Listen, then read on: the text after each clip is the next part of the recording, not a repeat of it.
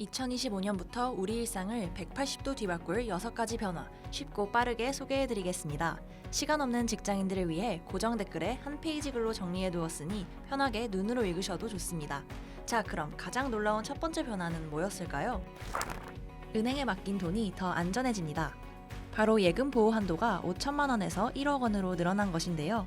이게 무슨 말이냐면 은행에 문제가 생겨도 최대 1억 원까지는 보호받는다는 거예요. 여기서 중요한 포인트, 원금과 이자를 합쳐서 1억 원까지라는 건데요.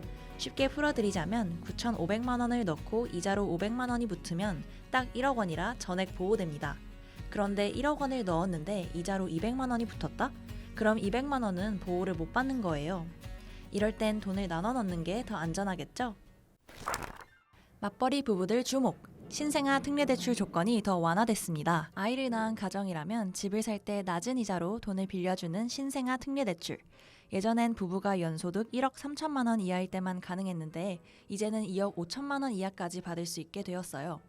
2025년부터 3년간 아이를 낳은 가구가 대상이고 이 기간에 아이가 한 명 더 태어나면 금리도 추가로 낮아진다고 합니다. 혹시 지금 대출을 열심히 갚아나가고 계신가요?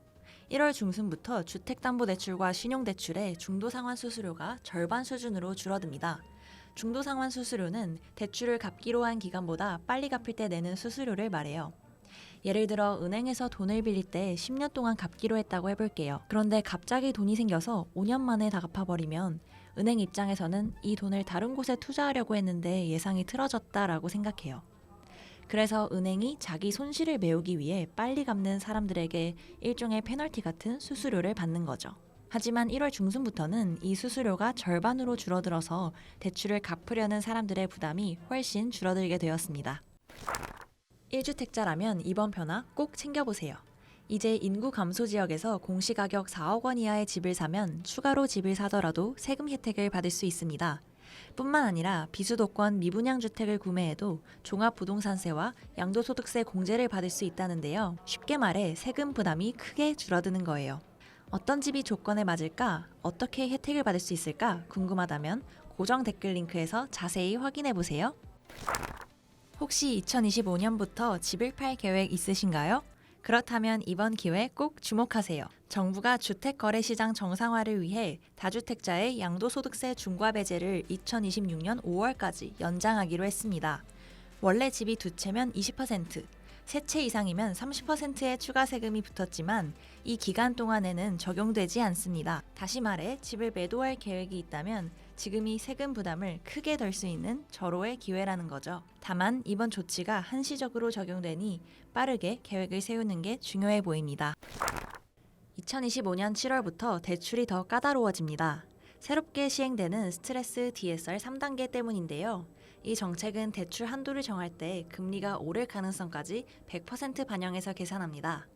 쉽게 말해 금리 상승 위험까지 고려해서 대출 한도가 더 줄어든다는 뜻이에요. 특히 소득이 높을수록 대출 가능 금액 감소폭이 더 커질 가능성이 있습니다. 대출을 계획 중이라면 미리 한도를 확인하고 대비하는 게 중요할 것 같아요. 변화하는 금융 환경, 월급쟁이 부자들이 가장 빠르게, 쉽고 신선하게 전달해 드릴게요. 이렇게 2025년 달라질 돈과 관련한 6가지 큰 변화를 함께 살펴봤습니다. 추가적으로 더 알아두면 직장인들에게 도움될 4가지 변화는 고정 댓글 컬럼에서 읽어보세요. 다가오는 한 해 부자 되고 싶은 직장인 분들은 절대 놓치지 말아야 할 알짜배기 컬럼입니다. 오늘도 당신이 부자 되는 곳, 지금까지 월급쟁이 부자들이었습니다.